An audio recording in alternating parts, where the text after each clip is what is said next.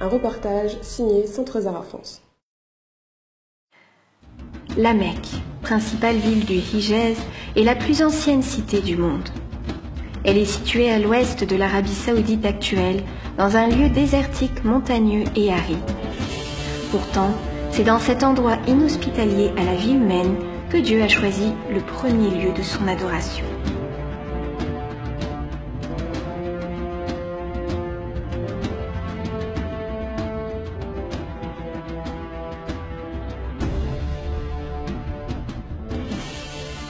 Il est dit que son histoire commença au début de l'humanité et que c'est la première cité créée. En effet, lorsqu'Adam et Ève furent renvoyés du paradis et séparés, Ève serait descendue dans une ville proche de la Mecque et Adam quelque part en Extrême-Orient. Selon les traditions, après plusieurs années à se chercher l'un l'autre, Adam parvint à trouver son chemin à travers la péninsule arabique jusqu'à la Mecque, et c'est au sommet du mont Arafat, à l'extérieur de la ville, qu'ils furent réunis. C'est également dans ce désert mécois que le prophète Abraham vit en songe qu'il devait sacrifier son fils Ismaël. L'ordre fut alors exécuté dans la plaine de Mina, à l'instant où, dans une soumission parfaite, il allait sacrifier son fils. La voix de Dieu arrêta son geste. Plus tard, Abraham et Ismaël, sous l'ordre de leur Seigneur, construisirent la Kaaba, première maison de Dieu. Ainsi, Dieu fit que les gens vinrent accomplir leur pèlerinage dans l'antique maison d'Allah, en la vallée de la Mecque. Et sur cette même terre bénie, en 570, le dernier prophète messager vit le jour.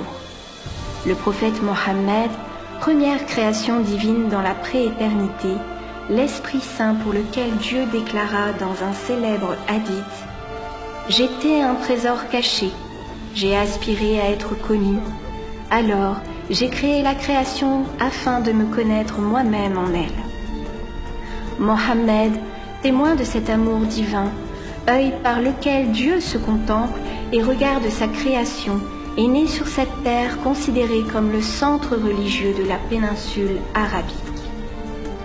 Pourtant, à cette époque, le polythéisme, l'infanticide, les conflits tribaux et bien d'autres turpitudes prévalaient à la Mecque et dans l'ensemble de l'Arabie.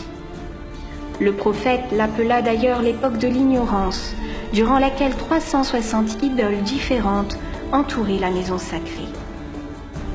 À l'âge de 40 ans, durant le mois béni de Ramadan, le prophète Mohammed alla se retirer comme à son habitude dans la grotte de Hira, où il s'adonnait à l'adoration et au tawhid.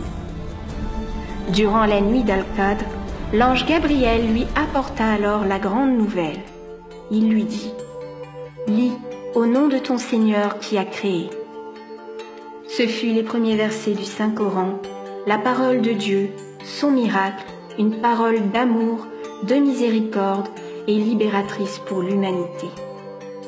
Le premier à avoir partagé la révélation avec le saint prophète fut son plus fidèle ami et cousin, le noble Ali, qui l'accompagnait dans la grotte de Hira. Ce même Ali qui naquit miraculeusement dans l'enceinte même de la Kaaba. Cependant, les Mécois ne voulaient pas entendre parler de monothéisme parce que les idoles étaient un commerce lucratif pour eux. De plus, l'adoration du Dieu de Mohammed se traduirait par une équité entre les hommes, l'interdiction de l'usure et de jouissance en tout genre. C'est la raison pour laquelle ils lui déclarèrent une guerre ouverte, l'insultèrent, le maltraitèrent et l'opprimèrent économiquement, ainsi que ceux qui le suivaient. C'est alors qu'on commença à comploter contre lui pour le tuer. Et Dieu, plein de science, lui ordonna de quitter la Mecque pour Yatsrib, l'actuelle Médine. Ainsi, il la quitta après y avoir passé 13 années à inviter les Mécois au Tawhid. Ce fut la grande Hijra, l'exil volontaire pour l'amour de Dieu.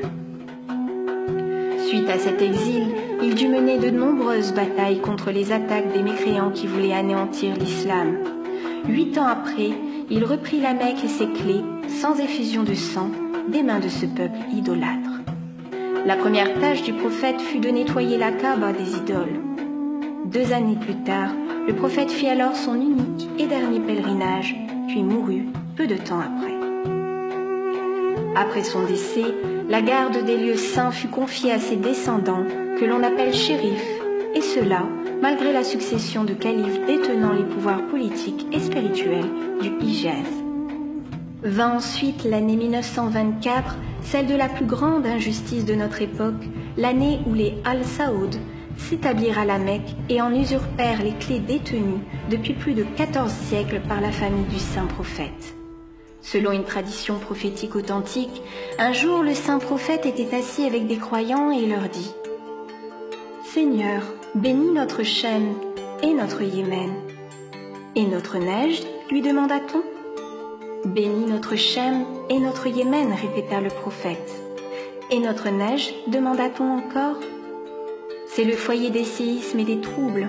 C'est de là qu'apparaîtra la corne de Satan, » répondit le prophète. Or, nous savons tous que le Nejd est l'actuelle région autour de Riyad, capitale du royaume saoudien. L'histoire des Al-Saoud n'est-elle pas là pour nous montrer qu'ils sont ceux à qui Dieu a refusé sa bénédiction? Ne sont-ils pas la source et le foyer des troubles et des séismes? La corne de Satan n'est-elle pas déjà sortie de leur usurpation? Au XVIIIe siècle, dans la région du Nejd, une alliance a été conclue entre le prédicateur réformateur Mohammed ibn Abd al-Wahhab et le chef de clan Mohammed ibn Saoud de l'oasis de Diriyad, non loin de Riyad. Le minuscule émirat adopte les vues d'al-Wahhab et c'est ainsi que la famille régnante et ceux qui les suivirent adoptèrent la doctrine wahhabite. Dès ses débuts, au XVIIIe siècle, le wahhabisme a représenté le socle du pouvoir politique et militaire des Saouds. Il le reste à ce jour. En 1924, à Taïf, près de la Mecque, la résistance des habitants à l'émirat aboutit au sac de la ville, au massacre de 300 hommes adultes et à la réduction en esclavage de leurs femmes et enfants. Et comme à leur habitude, ils ne manqueront pas de détruire des sites historiques, des mosquées et tombeaux de saints de l'islam. Abdelaziz Saoud, descendant de Mohammed ibn Saoud, s'empare alors de la Mecque. Sur les décombres de l'Empire ottoman, le 22 septembre 1932, Ibn Saoud annonce la création d'un nouvel État, l'Arabie saoudite. Principalement composé de vastes étendues désertiques, le royaume est misérable, mais cela ne durera pas. Dès l'année suivante, la découverte d'immenses champs de pétrole place l'Arabie saoudite au rang des pays les plus importants de la planète et le wahhabisme, avec ses moyens dorénavant inépuisables, au centre des débats sur l'islam. C'est ainsi que depuis les années 1930, la famille Al-Saoud règne sur la Mecque et la péninsule arabique, ce qui porte préjudice à l'islam et aux musulmans. En effet, la propagation de leur doctrine dangereuse à la Mecque et dans le monde a sali l'image de l'islam authentique qui puise son origine dans l'amour et la paix. Le régime wahhabite, soutenu depuis son apparition par les Américains et les Britanniques, a su profiter du pétrodollar pour exporter son idéologie dans le monde entier à travers le financement de mosquées, de vastes diffusions de livres gratuits et de chaînes satellitaires. De plus, la prise de la Mecque leur a donné une légitimité religieuse au fil du temps, alors qu'on estime aujourd'hui leur nombre à moins de 1% des musulmans. Mais ce n'est pas tout. Le régime saoudien a également porté préjudice à l'islam en détruisant ses lieux saints. Selon leur doctrine wahhabite, le monde musulman doit être purifié des tombes, reliques et sanctuaires qui divinisent des êtres humains et à ce titre représentent un polythéisme déguisé. Mais depuis leur nouveau statut de gardien des lieux saints, on assiste à une progression des destructions des lieux centraux de l'islam. Malheureusement, ces 2 dernières décennies, le rythme des démolitions s'accélère vertigineusement. Depuis 1985, 98% des sites religieux et des édifices millénaires de l'Arabie saoudite ont disparu. Le patrimoine islamique détruit. En 2014, les portiques ottomans qui entouraient la Kaaba depuis des siècles ont été enlevés officiellement pour permettre l'extension de la grande mosquée de la Mecque. Auparavant, la maison de l'oncle de Mohammed, Hamza, avait déjà cédé la place à un hôtel. La maison de Khadija, sa première épouse, a des toilettes publiques. Aujourd'hui, l'hôtel Mecca Royal Clock Tower, construit par l'entreprise de bâtiment du groupe Ben Laden, surplombe la Kaaba à la place de la forteresse Al-Ajiyad, une citadelle ottomane bâtie en 1780 pour protéger la ville sainte et ses sanctuaires. À Abwa, la tombe de la mère de Mohammed, rasée, arrosée d'essence et brûlée, n'est plus signalée aujourd'hui que par un cercle de pierres perdues dans une étendue de rocailles. Médine non plus n'a pas été épargnée. Le cimetière Janatul Baqi, situé à quelques mètres de son cœur religieux, la mosquée du prophète a également vu ses dômes et mosquées rasés entre 1806 et 1925. Les mausolées de nombreux proches, compagnons et membres de tribus de Mohammed ont disparu.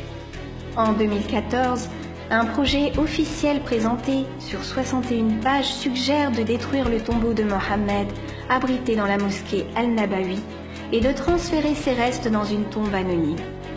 Étant donné la levée de boucliers déclenchée par le projet, les Saoudiens l'ont pour le moment mis en sommeil, mais pour combien de temps? En plus de toutes ces destructions, la famille El Saoud se sert du pèlerinage, l'un des piliers de l'islam, comme d'un business lucratif. Les villes saintes se sont transformées en complexes immobiliers modernes, à tel point qu'on les compare aujourd'hui à Las Vegas. Le tourisme religieux est la deuxième source de revenus derrière le pétrole en Arabie Saoudite. Il est estimé en 2015 à plus de 40 milliards de dollars. Cette manne financière lui permet de financer le terrorisme et les conflits régionaux tels que la guerre au Yémen et le soutien à Daesh. Ayant au départ créé des relations secrètes avec l'entité sioniste d'Israël, les Al Saoud partagent avec eux une haine contre l'Iran, perçue comme une menace pour leur hégémonie sur le monde musulman. Aujourd'hui, ils ne cachent plus leur collaboration. En effet, l'Arabie Saoudite souhaite ouvrir une ambassade saoudienne en Israël. Elle est aujourd'hui considérée comme l'un des principaux alliés et clients des pays occidentaux. Parallèlement, les monarques et émirs saoudiens déshonorent une fois de plus l'islam en s'adonnant aux jouissances de ce bas monde dans plusieurs pays occidentaux et d'Afrique du Nord. C'est le cas du Maroc, où ils sont propriétaires d'immenses demeures dans des quartiers interdits aux Marocains.